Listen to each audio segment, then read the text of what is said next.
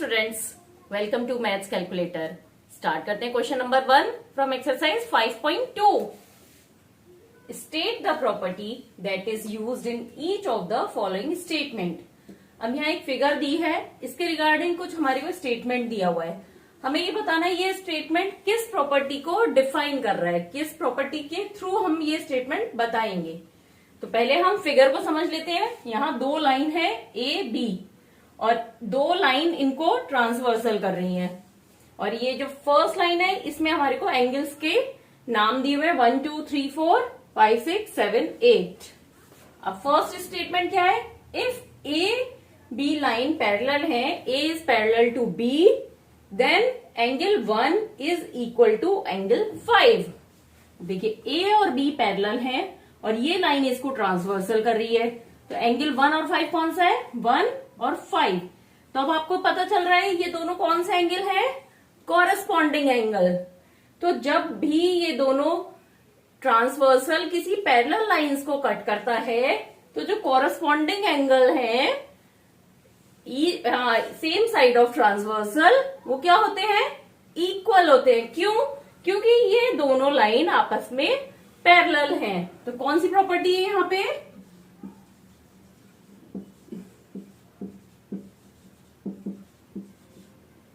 Corresponding angle property.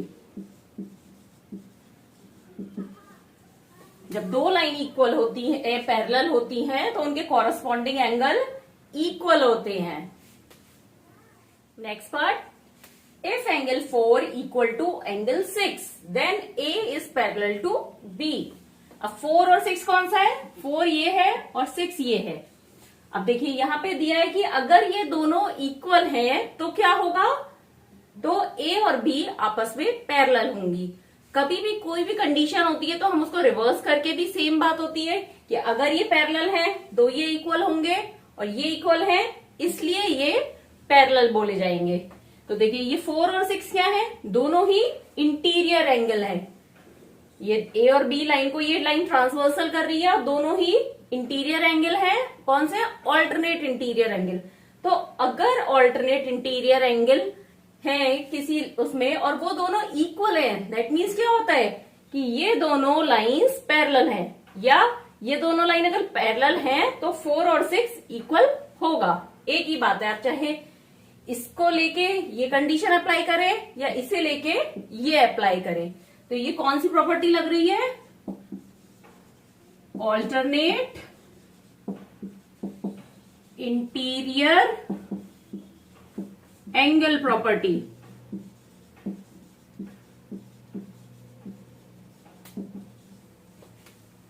और इस property को आप कैसे प्रूव कर सकते हैं, कैसे आपको समझ में आएगी? देखिए आपने इससे पहले पढ़ा था कॉरेस्पॉन्डिंग एंगल, तो यहाँ पे 6 का कॉरेस्पॉन्डिंग एंगल कौन सा है? 2। तो कॉरेस्पॉन्डिंग एंगल इक्वल होते हैं, तो एंगल 2 इक्वल टू एंगल 6 और एंगल 2 का वर्टिकली अपोजिट कौन सा है? 4। तो मतलब एंगल 2 और एंगल 4 इक्वल होंगे। तो दोनों ही इक्वल है 2 के, तो that means angle 4 is equal to angle 6। और ये दोनों एंगल क्या है? Alternate corresponding angle, alternate interior angle है, तो ये भी इक्वल होंगे। तो यहां प्रॉपर्टी लगी alternate interior angle property. Last part करते हैं। इफ एंगल 4 और एंगल 5 का एडिशन क्या है? सम क्या है? 180, then A is parallel to B. अब ये क्यों होगा पहले समझते हैं हम। यहाँ पे ये एंगल 4 और एंगल 5 ये है। इससे पहले आपने पढ़ा था अगर पैरेलल लाइंस हैं तो alternate angle interior angle equal होते हैं, तो दैट मीन्स 5 और 3 इक्वल होगा। Angle 5 equal to angle 3। और यहां आप देख रहे हैं 4 और 3 क्या बना रहे हैं? Linear pair. मतलब एंगल 4 प्लस एंगल 3 क्या है? 180 डिग्री। अब यहां पे आपने देखा कि 3 और 5 इक्वल है, तो हम क्या लिख सकते हैं? Angle 4 plus angle 5 equal to 180 degree. और यहाँ पे ये है, तो दैट मीन्स ये क्या हो गया? ये ट्रांसवर्सल लाइन के एक ही साइड है और दोनों 4 और 5 क्या है? दोनों ही इंटीरियर एंगल है। तो यहाँ पे पैरेलल लाइंस के लिए क्या प्रॉपर्टी हो गई? Interior angle of same side of the transversal interior angles on same side of transversal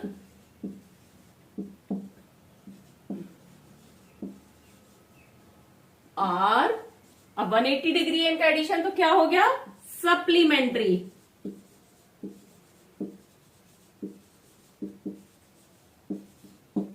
तो अगर ये है तो दैट मीन्स ये दोनों लाइन पैरेलल होंगी। इन द एडजॉइनिंग फिगर आइडेंटिफाई। अब यहां एक फिगर दे रखी है, पहले फिगर को समझ लेते हैं। दो लाइंस दे रखी है, ए बी और सी लाइन इसे ट्रांसवर्सल कर रही है, कट कर रही है। अब क्या आइडेंटिफाई करना है, the pairs of corresponding angles. इसमें हमें कॉरस्पॉन्डिंग एंगल्स के पेयर्स बताने हैं। कॉरस्पॉन्डिंग एंगल्स क्या होते हैं, तीन कंडीशन होती है। वर्टेक्स अलग अलग होना चाहिए, ट्रांसवर्सल के एक ही साइड होने चाहिए, और उनकी पोजीशन या तो लाइंस के ऊपर होनी चाहिए या नीचे। मतलब अगर ऊपर है तो दोनों ही ऊपर होंगे। चलिए हम एक एक करके देखते हैं। सबसे पहले हम 1 को देखते हैं। तो एंगल 1, अब एंगल 1 का कॉरस्पॉन्डिंग एंगल कौन सा होगा। अब इसमें फर्स्ट कंडीशन वर्टेक्स, तो वर्टेक्स इसका ये है तो यहां पे दूसरा होगा। सेम साइड ऑफ ट्रांसवर्सल, तो सेम साइड ऑफ ट्रांसवर्सल यहां पे कहां है, 1 कहां है, राइट में है। तो इसमें भी राइट में कौन कौन से होंगे, 5 या 6 में से कोई एक होगा 1 का। अब 5 6 में से हम देखते हैं 1 क्या है, लाइन के ऊपर है, और 5 और 6 में कौन सा ऊपर है, 5 ऊपर है। तो 1 का ट्रांसवर्सल कौन सा हो गया, एंगल 5। अब नेक्स्ट एंगल 2 का देखते हैं। सिमिलरली वर्टेक्स अलग होना चाहिए, तो इस ब्लॉक की जगह अब यहां पर होगा। 5 हो चुका है, 5 6 7 8 इनमें से होगा कोई ना कोई। राइट साइड में होगा तो 5 और 6 में से होगा लाइन के, और ये लाइन के बिलो है, ए लाइन के बिलो है ना 2, तो बी लाइन के बिलो कौन सा है 5 6 में से 6।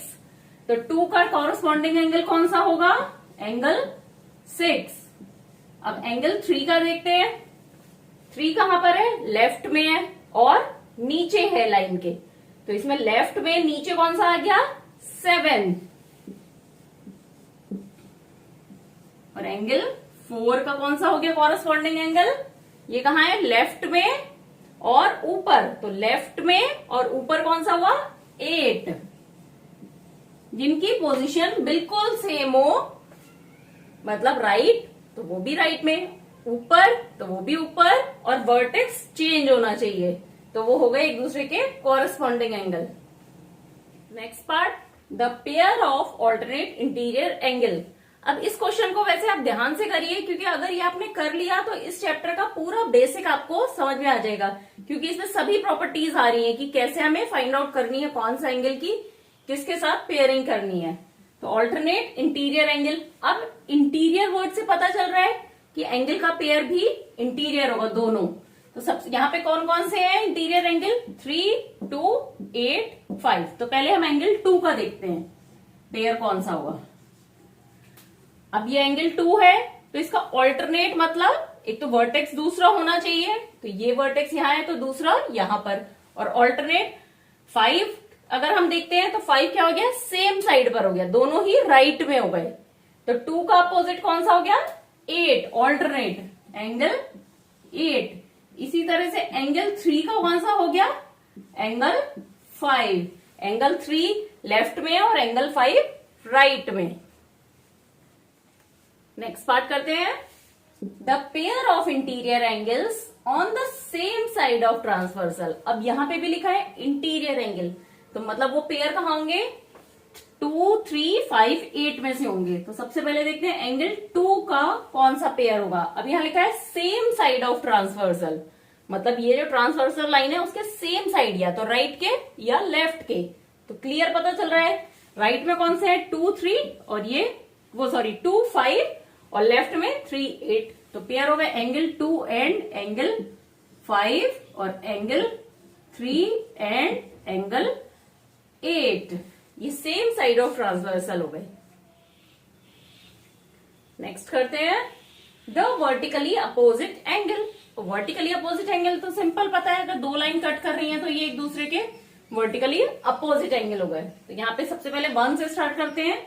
एंगल 1 का वर्टिकली अपोजिट कौन सा है, इसके अपोजिट ये 3, एंगल 3, तो 1 3 पेयर हो गए और 2 4, एंगल 2 एंड एंगल 4। सिमिलरली 5 के अपोजिट कौन सा हुआ, 7, एंगल 5 एंड एंगल 7, और एंगल 6 के opposite angle 8।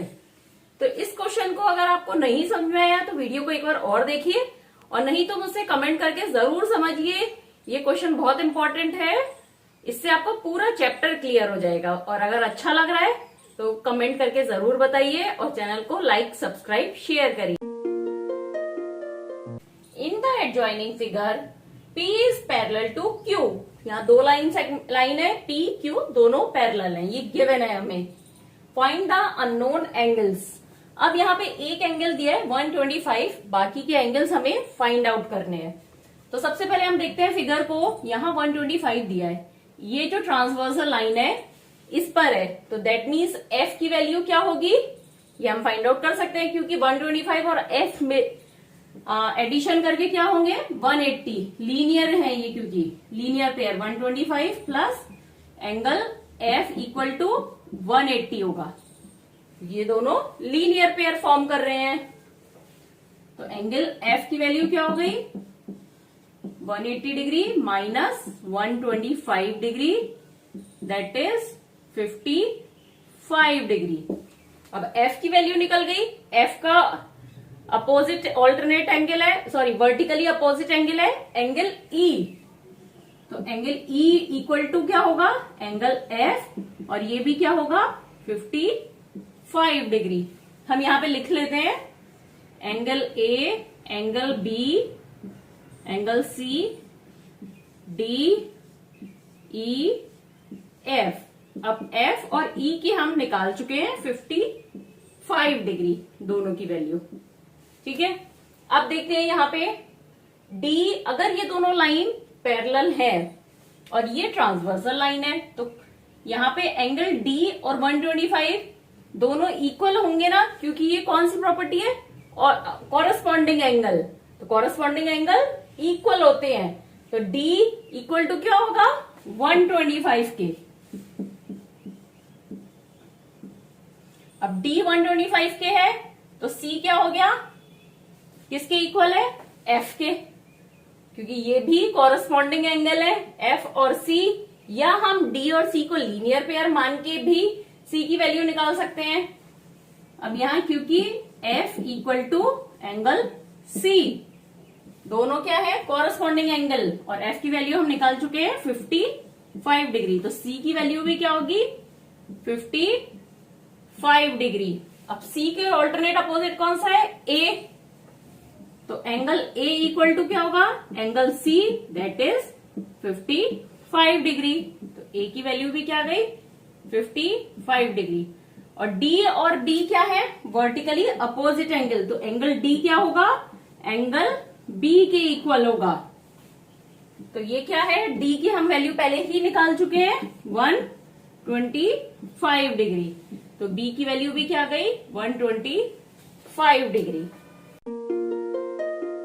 Find the value of x in each of the following figure if L is parallel to M।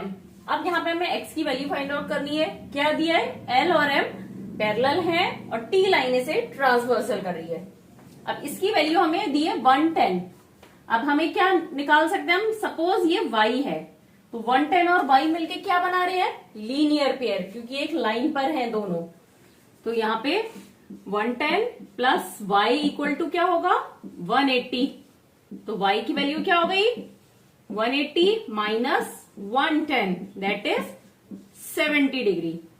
अब आप x और y को देखें, ये क्या है ऑल्टरनेट इंटीरियर एंगल, दोनों इंटीरियर हैं और ऑल्टरनेट है, तो ये दोनों इक्वल होंगे। Angle x and angle y is alternate interior angle so angle x equal to angle y, और y की वैल्यू अभी अभी हमने क्या निकाली है 70, तो x की वैल्यू भी क्या हो जाएगी 70 degree.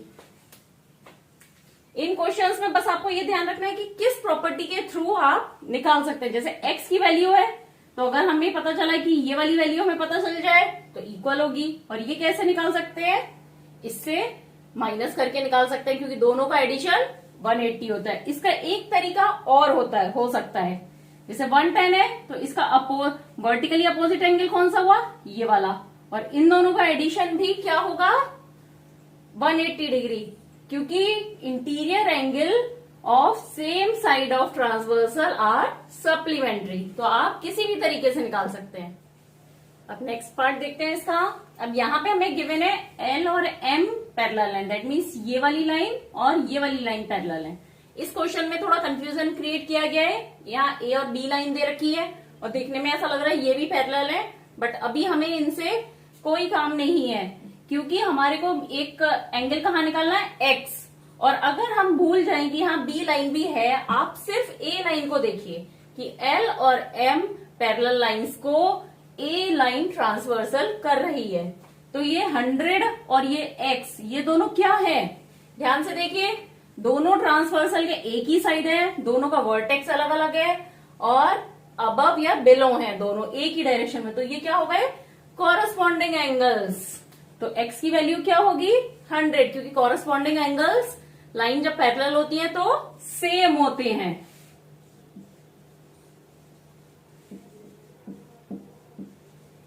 Corresponding angles are same, so x equal to 100 degree. यहां पे ये B लाइन सिर्फ कंफ्यूजन क्रिएट करने के लिए आपको दी गई है। In the given figure the arms of two angles are parallel. अब यहाँ टू एंगल्स दिए ABC और DEF। यहाँ क्या दिया है कि इन दोनों के आर्म्स पैरेलल हैं, दैट मीन्स क्या दिया है AB is parallel then DE, और BC किसके पैरेलल है EF के, BC is parallel to EF, ये हमें गिवन है। अब एंगल ABC दिया है 70 डिग्री, और पूछा क्या है एंगल DGC। एंगल DGC ये वाला एंगल पूछा है, सपोज इसको हमने x एज्यूम कर लिया।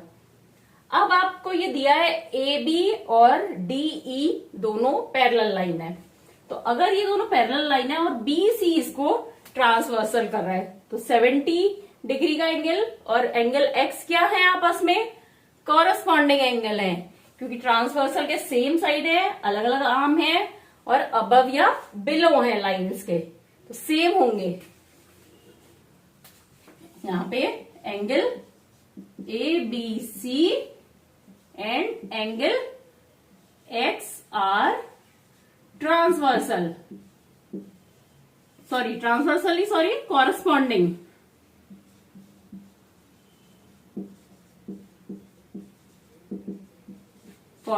So angle ABC is equal to angle x, और जो कि क्या है 70 डिग्री।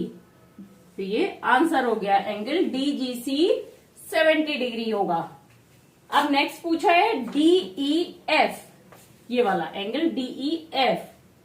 अब सिमिलरली जैसे ये दोनों पैरेलल हैं, तो यहां पर ये ट्रांसवर्सल हो गया, तो ये वाला दोनों एंगल क्या होंगे x, और इसको y एज्यूम कर लिया, x और y कॉरस्पॉन्डिंग एंगल होंगे, तो इक्वल होंगे। Angle x equal to angle y। अब x की वैल्यू अभी अभी निकाली थी, तो कितनी हो गई y की वैल्यू 70 डिग्री। तो x और y दोनों ही कॉरस्पॉन्डिंग एंगल हैं और दोनों की ही वैल्यू क्या होगी 70 डिग्री।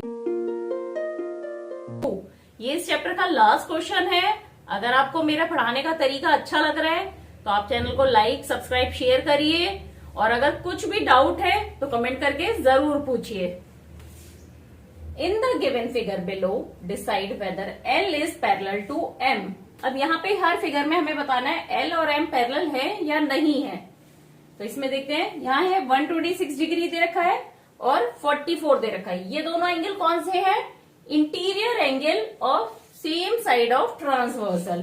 तो अगर इन दोनों का एडिशन कितना है? 180 डिग्री है, तो दैट मीन्स क्या होंगे? एल और एम पैरेलल होंगी। तो इनका एडिशन कितना है? 126 प्लस 44 दैट इज 170 डिग्री, जो कि 180 डिग्री नहीं है। तो दैट मीन्स ये एल और एम पैरेलल नहीं होंगी। L is not parallel to M. Next figure पर आते हैं। अब यहाँ पे दो एंगल्स हमें दे रखे हैं 75 डिग्री। ये एल लाइन है, ये एम लाइन है। अब ये 75 डिग्री है, तो ये वर्टिकली अपोजिट, ये भी 75 डिग्री है। अगर एल और एम आपकी पैरेलल लाइंस हैं, तो क्या प्रॉपर्टी लगेगी इन दोनों एंगल्स के बीच में? कि इन दोनों का एडिशन 180 डिग्री होगा, क्योंकि ये दोनों ही कौन से हो गए? इंटीरियर एंगल हो गए same side of transversal. Transversal N है, उसके सेम साइड पर ये दोनों एंगल्स हैं, तो इनका एडिशन अगर 180 डिग्री है, तो दैट मीन्स एल और एम पैरेलल हैं। तो 75 प्लस 75 दैट इज 150 डिग्री। तो ये 180 नहीं है, तो मतलब L is not parallel to M. अगर ये 180 आता तो ये हमारी पैरेलल होती। नेक्स्ट फिगर पर आते हैं। यहाँ एल और एम ये लाइन है और एन लाइन ट्रांसवर्सल है। अब ये 57 है, तो वर्टिकली अपोजिट ये भी 57 डिग्री होगा, क्योंकि एल और एन लाइन आपस में इंटरसेक्ट कर रही हैं। अब पैरेलल होने के लिए क्या जरूरी है? कि interior angle of same side of transversal equal होने चाहिए। तो 57 और 123 अगर इक्वल नहीं, एडिशन 180 होना चाहिए, मतलब सप्लीमेंट्री होने चाहिए। तो 123 प्लस 57 डिग्री क्या हो गया? 180 डिग्री। दैट मीन्स ये दोनों मिलके 180 डिग्री का एंगल फॉर्म कर रहे हैं, एक दूसरे के सप्लीमेंट्री एंगल है। So that L is parallel to M.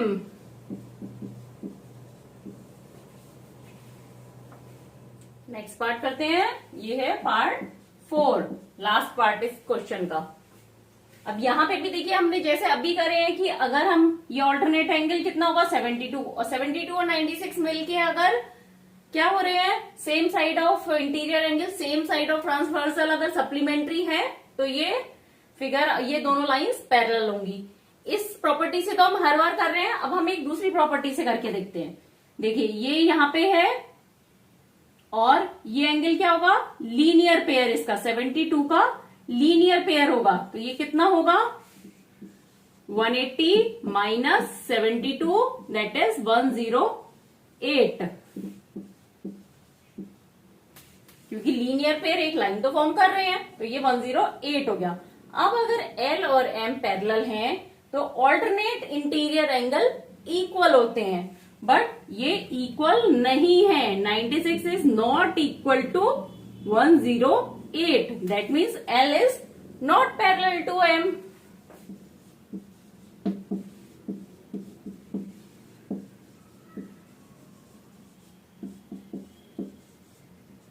तो इसमें जरूरी नहीं है कि आप एक ही प्रॉपर्टी से कर सकते हैं, कोई भी प्रॉपर्टी से आप प्रूफ कर सकते हैं कि ये एल और एम पैरेलल हैं या नहीं है।